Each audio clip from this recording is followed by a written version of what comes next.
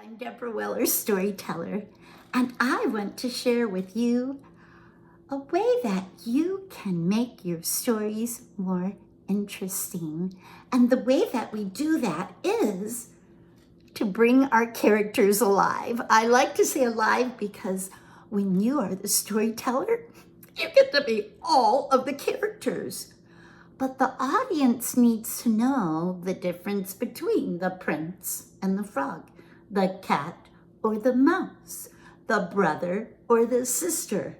And the way that we use our voice, our expressions, and our attitudes will show how we can make a distinction between our characters.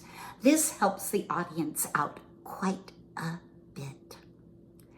So the first question I want to ask you is, now that you've chosen a story, how will you portray the various characters in that story?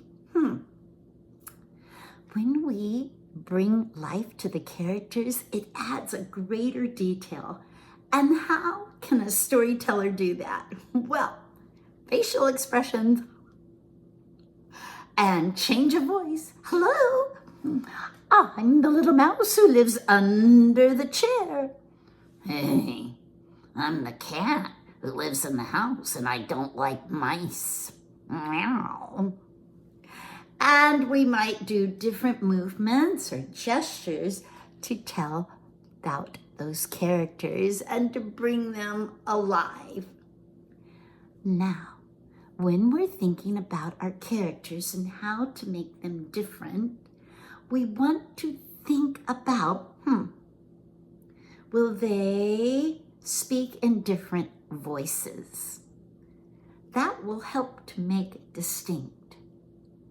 So let's think about, the cat. How would you portray a cat? Will your cat be sneaky? Yeah, I like to hide in all the corners of the house. Will your cat be friendly? Meow, I'm a little cat. I can't wait to cuddle up with you. Will your cat be naughty? I'm looking for a way that I can trick the mouse today.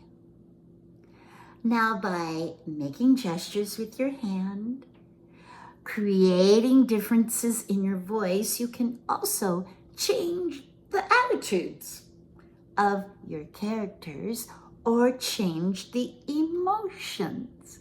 So let's think about some of those emotions that might be in a story. So how would you show that your character is confused?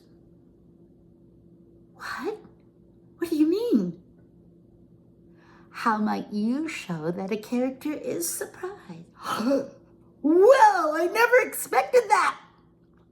How will you show that your character is scared? Oh, it's so dark in here. How will you show that your character is mad?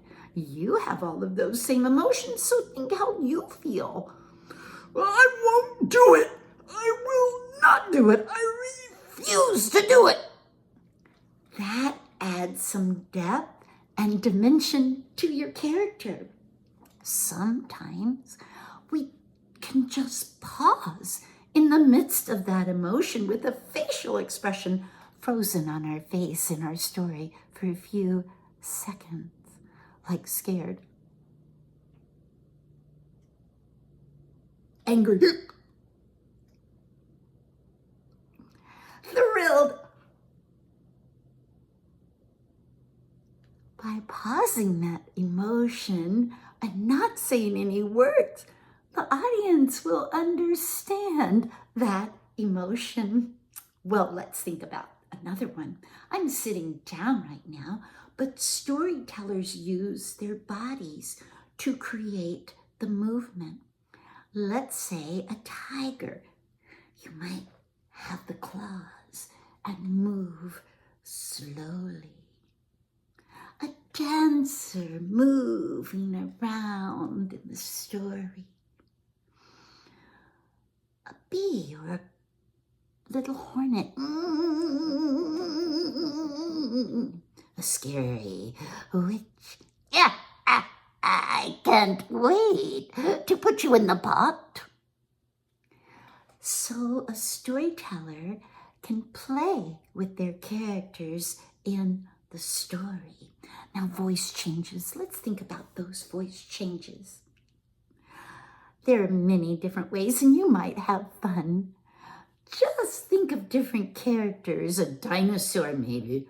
Now, we could make it mean and crazy or wimpy. Here's a mean dinosaur. I am going to find you. Here's a little crazy one. Oh, I just love being a dinosaur. And here's one that is a little shy. Oh, I know I'm big. I'm a dinosaur, but I don't want to scare anyone. You can change how your story is perceived by even giving your characters opposite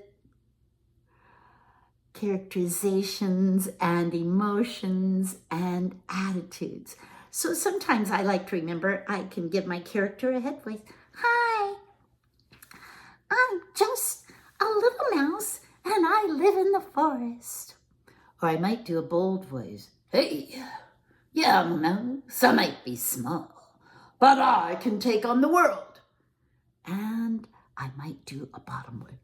Yeah, I'm the mouse who lives under the stairs, and I like to come out at night and scare the cat. So these are ways that you can play with your story and make it fun. I usually tell a story about 5 times before I say, that's one I really want to tell. And I'll try out all these different ways to do the characters' emotions, notice what the audience is doing, and then I'll decide, hey, I kind of like that. But every time I tell a story, I might change it, and I might change the characters' attitudes as well. So it's very good to practice. Practice on a video, practice in front of a mirror, talk to the wall, talk to your dad, your dog. Ask your family members or friends to listen to your story and give kind and honest feedback of what you might need to do. So now I'll tell you a little example using the fable, The Lion and the Mouse. Now, if I were the storyteller, I'd think, how do I want the mouse to behave? How do I want the lion to behave? Now, in most of the versions of the story, the lion is powerful and mighty, and the mouse is meek and kind. We'll start out that way, and then I'll change the characters a little so that you can see how you can play with the characters. Let's try it out. The Lion and the Mouse.